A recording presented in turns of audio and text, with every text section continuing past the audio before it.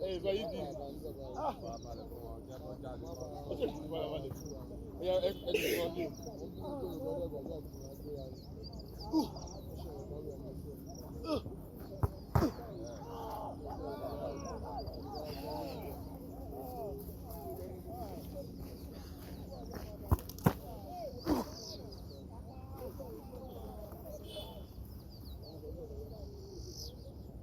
All of my people for 3 years ago.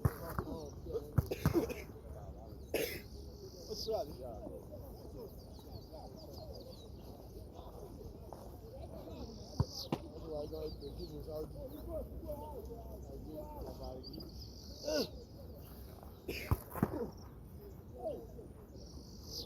Okay, you took care of 1, 2, 3. Ah! If you come over there, you tell me. You confuse me. Open méjì. Easy. Easy o.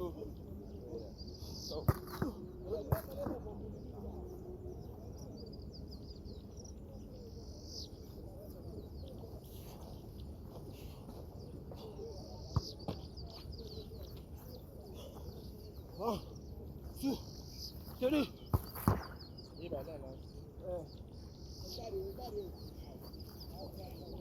One, two, three. More. It's not easy. 1, 2.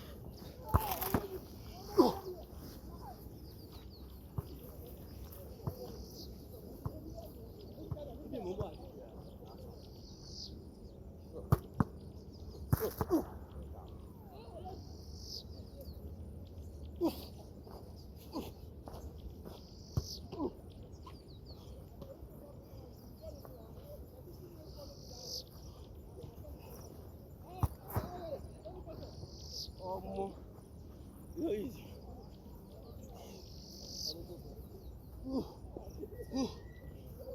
Sana.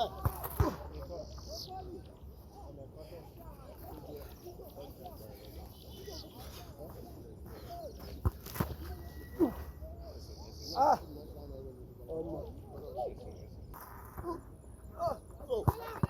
Save. Ah, save. Save.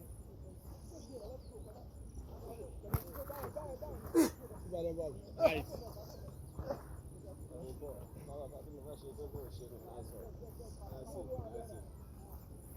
Grip. You are grip. Oh, fuck, man. No.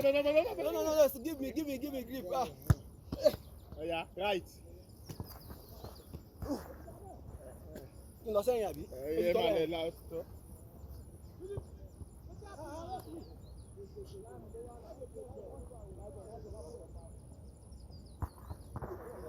Make order. Make order this one.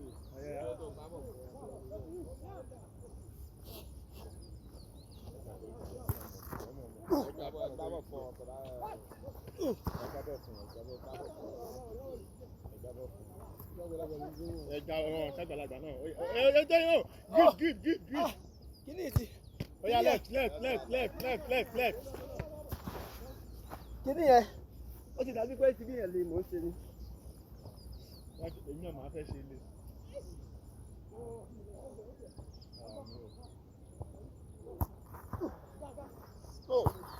Àìsàn àbá mi. Àìsàn ń gbéga.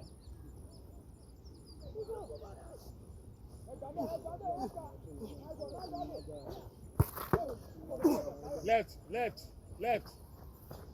Right now. Yeah, grip. Ọmọ ti sú mi o. Right lẹ́ ń bọ̀. Ó ti sú mi o. Ẹ last one náà ni. Ó ti gẹ̀ wọ́n ní ọ̀rọ̀. Ẹ ṣe tèmi náà máa ṣe.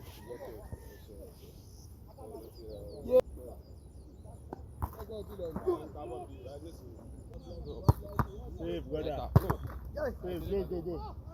Ẹ má sì sí. Yo! Ah! Lẹ́kọ̀ọ́ pàdé o! Ah!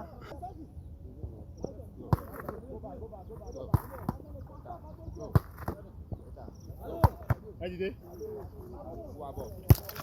Ṣé.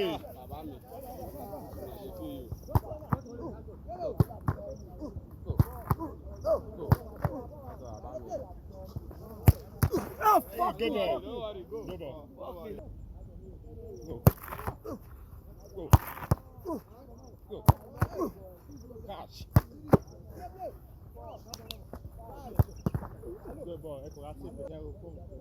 Go. Yo! Go. Ass off. Yo!